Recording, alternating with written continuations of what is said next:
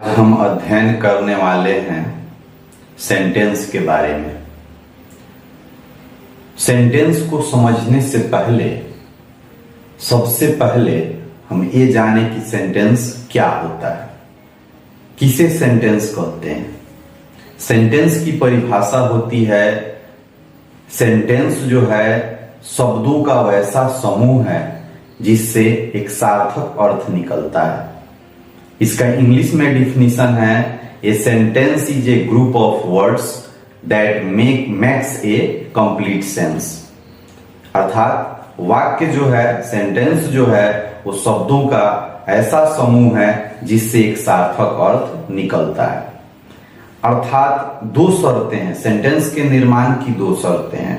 पहला, एक तो उसकी सेंटेंस का जो बनावट होता है वो बनावट सही होना चाहिए, अर्थात उसका पैटर्न है, जो स्ट्रक्चर है, उसी पर वह सेट किया हुआ होना चाहिए। दूसरा, उसका अर्थ भी सही निकलना चाहिए। जैसे हम एक वाक्य लेते हैं, इंग्लिश का भी और हिंदी का भी। हिंदी का वाक्य है, सूरज पूरब में उगता है, और इसी का इंग्लिश होता है, the sun rises in the east. अब अगर हम कह देते हैं कि सूरज पश्चिम में उगता है, इसका इंग्लिश होगा the sun rises in the west. दोनों वाक्यों का जो पैटर्न है, पैटर्न सही है, बनावट सही है, लेकिन पहला जो सेंटेंस है यह इसका अर्थ सही है और दूसरे का अर्थ गलत है। जो चिरंतन सत्य बात है उसको हम तो झूठा कर ही नहीं सकते। हमेशा सूरज जो है पूरब में उगते ही हैं, पश्चिम में डूबते हैं, लेकिन वाक्य एक कह रहा है कि सूरज पूरब में उगते हैं, दूसरा वाक्य कह रहा है कि सूरज पश्चिम में उगते हैं। तो पैटर्न दोनों का सही है, लेकिन अर्थ चूंकि दूसरे का गलत है, इसलिए दूसरा जो है वाक्य होगा ही नहीं। फिर दूसरा वाक्य लेते हैं, कहते हैं कि राम एक लड़का है, और दूसरी तरफ कहते हैं कि राम एक लड़की है। एक तरफ कह दिए राम इज ए बॉय और दूसरी तरफ कह दिए राम इज ए गर्ल। तो राम इज ए बॉय, इसका पैटर्न सही है, राम इज ए गर्ल, इसका भी पैटर्न सही है, बनावट दोनों का सही है, लेकिन एक का अर्थ दूसरे वाले का अर्थ गलत है। इस वजह से यह भी वाक्य नहीं हो सकता है। तो पैटर्न का सही होना और अर्थ का सही होना एक वाक्य निर्माण के लिए अति आवश्यक है, तभी वह वाक्य सुटेबल वाक्य कहा जा सकता है। तो इसकी परिभाषा एक बार फिर से सुन लेते हैं। A sentence is a group of words that makes a complete sense. वाक्य जो होता है शब्दों का ऐसा समूह है जिससे एक सार्थक अर्थ निकलता है। अब वाक्य का जो वर्गीकरण किया गया है, वाक्य के भेद कितने हैं, अर्थात इसका जो वर्गीकरण है वह दो तरह से इसका वर्गीकरण किया गया है। एक तो अकॉर्डिंग टू मीनिंग और एक according to structure. There are 5 kinds of sentence according to meaning, अर्थात अर्थ के अनुसार वाक्य के 5 भेद होते हैं, जबकि there are 4 kinds of sentence according to structure, बनावट की दृष्टि से वाक्य के 4 भेद होते हैं। तो सबसे पहले आइए हम अर्थ की दृष्टि से वाक्य का अलग अलग भेद समझते हैं। सबसे पहला जो भेद है वो है पहला असर्टिव सेंटेंस, अर्थात मीनिंग के अनुसार, अर्थ के अनुसार वाक्य के 5 भेद। पांचों भेद का पहला जो भेद है वो है असर्टिव सेंटेंस, और उसी का दूसरा नाम है स्टेटमेंट। कहीं कहीं स्टेटमेंट लिखा रहता है, कहीं कहीं असर्टिव सेंटेंस लिखा रहता है। तो दोनों अलग अलग चीजें नहीं है, दोनों एक ही चीजें हैं।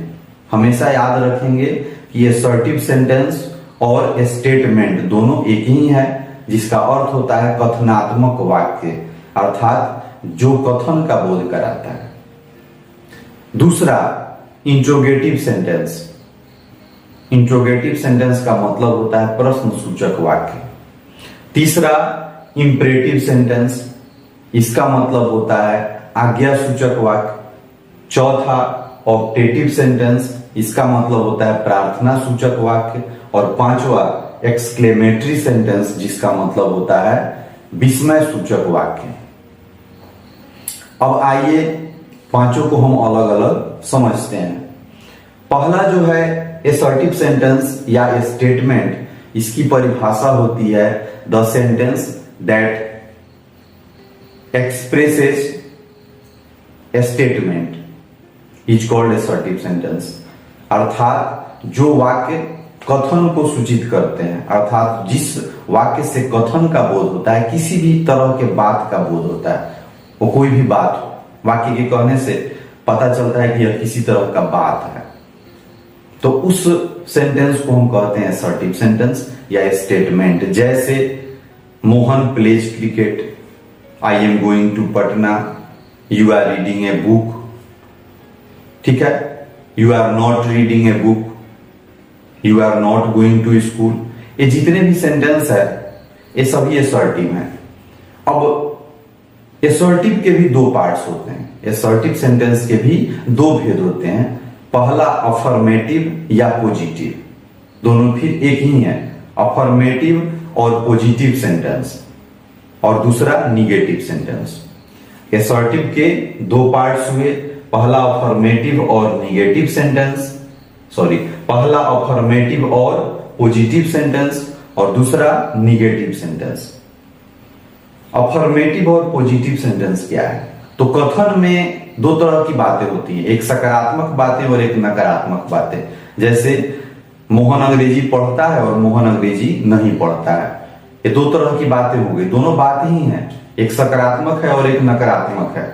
तो सकारात्मक और नकारात्मक दोनों मिलकर असर्टिव होता है, स्टेटमेंट होता है।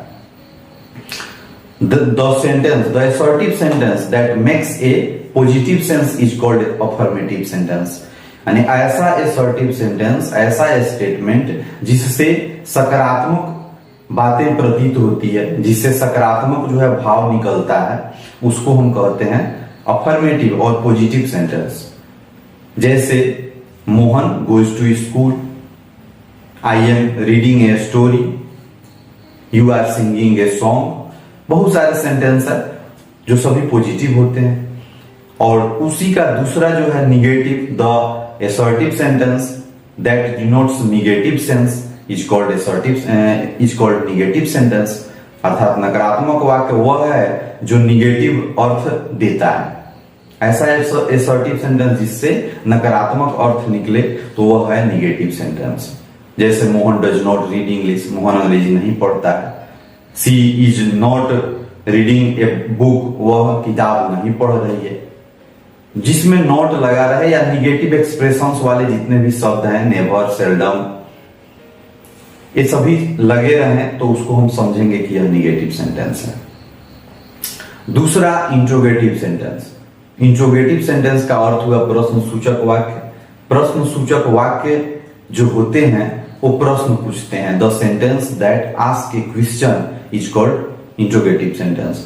यानी वह वाक्य जिसको पढ़ने से पता चले कि इसमें प्रश्न पूछा जा रहा है, तो ऐसा जो वाक्य होगा वह इंट्रोगेटिव सेंटेंस कहा जाएगा। जैसे are you reading a story, क्या तुम कहानी पढ़ रहे हो? व्हाट इज योर नेम, तुम्हारा नाम क्या है? जितने भी वाक्य जो प्रश्न पूछता है, जिससे प्रश्न पूछा जाता है, उसे हम इंट्रोगेटिव सेंटेंस कहते हैं। अब इंट्रोगेटिव सेंटेंस का पहचान क्या होता है? असर्टिव सेंटेंस जो पहला था उसका तो पहचान समझ गए। उसका पहचान समझने के साथ साथ एक चीज और समझ लें कि जितने भी असर्टिव सेंटेंस होते हैं उसके बाद फुल स्टॉप लगता है, वो चाहे अफर्मेटिव हो चाहे निगेटिव हो, असर्टिव होना चाहिए। उसके बाद जो होता है वो पंक्चुएशन मार्क्स का यूज करना है अगर, तो हम पंक्चुएशन मार्क्स के तौर पे वहां पे फुल स्टॉप लगाते हैं। लेकिन वही इंट्रोगेटिव सेंटेंस जो है, इंट्रोगेटिव सेंटेंस के अंत में क्वेश्चन मार्क लगा रहता है, तो हम समझ जाएंगे, जिसमें भी क्वेश्चन मार्क लगा रहा है हम समझ जाएंगे कि यह इंट्रोगेटिव सेंटेंस है, यह प्रश्न पूछ रहा है। अब इंट्रोगेटिव सेंटेंस भी दो तरह के होते हैं, एक यस नो क्वेश्चन और दूसरा WH question. Yes no question का पहचान होता है कि यस नो क्वेश्चन जो होते हैं हेल्पिंग वर्ब से शुरू होते हैं और that can be answered in yes और नो, जिसका हम आंसर जवाब हाँ या ना में देते हैं, दे सकते हैं, उसे हम कहते हैं yes no question. Are you reading a story, क्या तुम कहानी पढ़ रहे हो? तो हम कह सकते हैं यस या नो, हाँ या ना। इज ही प्लेइंग, क्या वो खेल रहा है, तो हाँ या ना मैं जवाब दे सकता हूँ। जितने भी हेल्पिंग वर्ब से शुरू होने वाले वाक्य हैं वो सभी यस नो क्वेश्चन के अंतर्गत आते हैं। और दूसरा है WH क्वेश्चन। WH क्वेश्चन जो होते हैं वो WH वर्ड से शुरू रहते हैं, जैसे why, who, what, when, where. ये सभी जो होते हैं ये WH क्वेश्चंस कहे जाते हैं और इसका जवाब हम यस नो में नहीं दे सकते हैं। इसका जवाब जो है वो एक लाइन में हमें कहना पड़ता है। जैसे मान लीजिए कि how are you playing cricket, तुम क्रिकेट कैसे खेल रहे हो, तो हम हाँ या ना नहीं कह सकते हैं। अब कैसे खेल रहे हैं उसका जवाब देना होगा। मैं बॉल से क्रिकेट खेल रहा हूं, मैं बैट से क्रिकेट खेल रहा हूं, मैं दौड़ के क्रिकेट खेल रहा हूं, कुछ भी आपका जवाब एक लाइन का कम से कम होगा। तो ये है WH क्वेश्चंस। इसका पहचान है कि इसके पहले शुरू में ही WH वर्ड्स लगे होते हैं और अंत में तो क्वेश्चन मार्क्स होता ही है। तीसरा इंपरेटिव सेंटेंस। इंपरेटिव सेंटेंस का हिंदी हुआ आज्ञा सूचक वाक्य। The sentence that expresses order, command और request is called imperative sentence. अर्थात जिस वाक्य से आग्रह, आज्ञा, विनती इत्यादि का भाव, धमकी इत्यादि का भाव झलकता है तो उसे हम क्या कहते हैं, आज्ञा सूचक वाक्य कहते हैं। दूसरे तरह से इसको पहचानने का तरीका है, दूसरे तरह से इसे पहचानने का तरीका है कि ऐसे सेंटेंस जो होते हैं हमेशा हेल्पिंग वर्ब, हमेशा V1, हमेशा क्रिया के माने प्रथम रूप से यानी V1 से शुरू होते हैं, या अगर रिक्वेस्ट रहेगा तो प्लीज या काइंडली से शुरू होते हैं। अगर इसी में निगेटिव एक्सप्रेशन रहता है, इसका भी निगेटिव होता है, तो ऐसे अगर इंपरेटिव सेंटेंस का निगेटिव है उसको निगेटिव इंपरेटिव कहा जाता है, तो उसके पहले जो है सबसे शुरू में ही डोंट लगा रहता है। अब सबको एग्जाम्पल के तौर पे समझ लीजिए, समझ में आ जाएगा। जैसे गो देयर, वहां जाओ, गो से शुरू हुआ। कम हियर, यहां आओ, कम से शुरू हुआ जो V1 है। सिंग ए सॉन्ग, एक गीत गाओ जो V1 है, सिंग उसी से शुरू हुआ। अब इसी में निगेटिव अगर आता है तो don't sing a song, don't लगा रहेगा। अगर इसी में रिक्वेस्ट है तो please sing a song, please come here, kindly go to school. तो ये सभी जो है पहचान है इसके इंपरेटिव सेंटेंस के, और इसके भी अंत में फुल स्टॉप होता है। इंपरेटिव सेंटेंस का पहचान फिर से सुन लीजिए एक बार और।